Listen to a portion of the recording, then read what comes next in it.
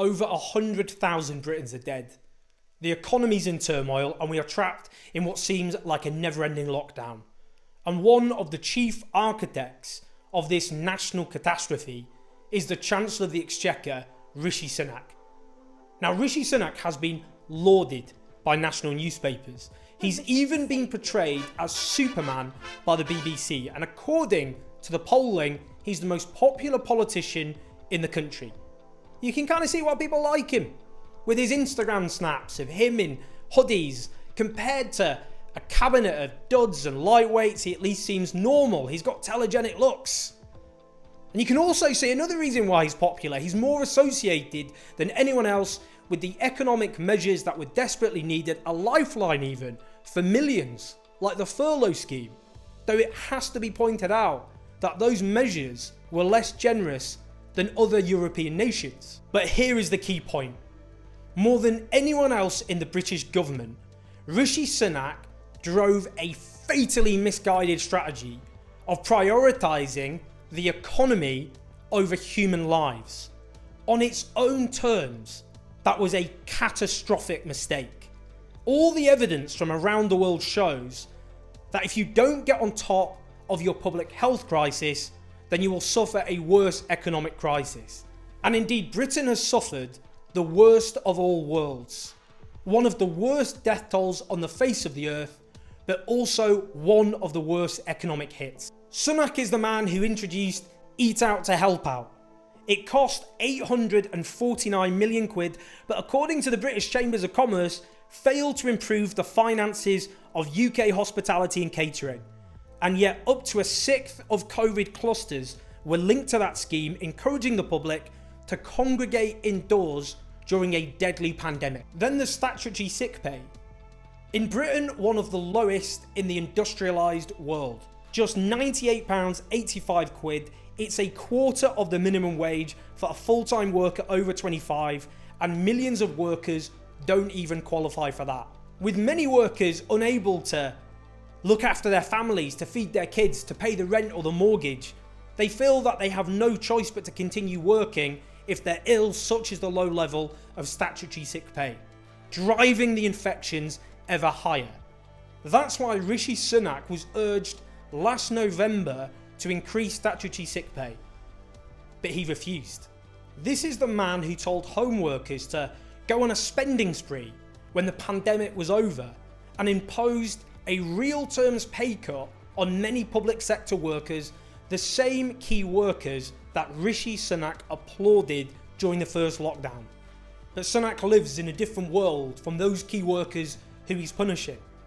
He's the richest MP in Parliament, with a family fortune estimated to be greater than that of the Queen, undeclared on the parliamentary register, with a £7 million mansion in Kensington, a £1.5 million mansion back in his constituency, and flats in California and the old Brompton Road.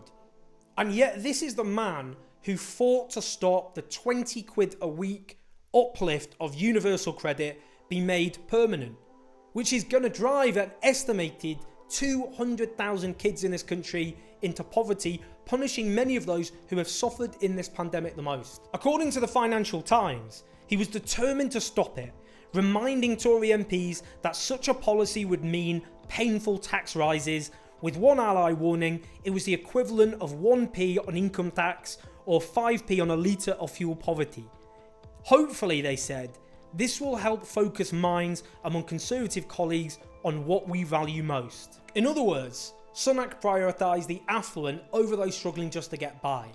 The cost of that uplift, £1.5 billion a year, less than a third of the income tax cuts since 2010, which have overwhelmingly gone to those who need it the least. Compare that to the £22 billion that's gone to the catastrophe of test and trace, led of course by the Conservative peer Dido Harding, who Rishi Sunak himself has gone out and defended. But most disastrously of all, it was Rishi Sunak who desperately fought against the very measures that were needed in order to suppress the virus, to save lives, and to shorten the nightmare that all of us have been trapped in.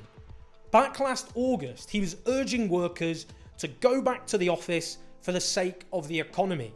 The front page of the Telegraph reflected the views of his allies, warning people to go back to work or risk losing their jobs. According to the Sunday Times, last September, when Sage urged a circuit breaker lockdown to prevent catastrophe, it was Rishi Sunak who fought back the hardest.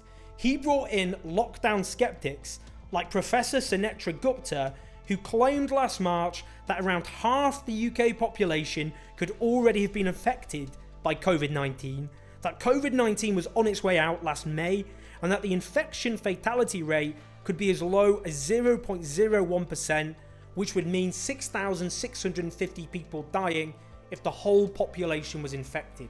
He brought in people like her, completely discredited, and Sunak won.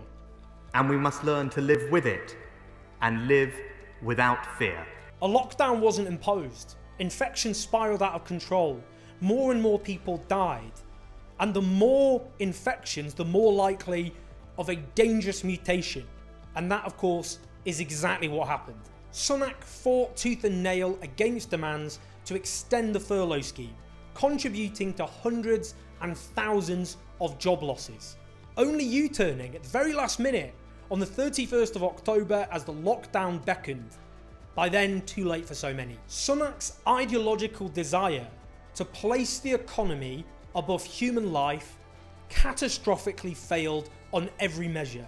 The deaths, the infections, the overwhelming of the National Health Service, and crucially, on its own terms, the economy.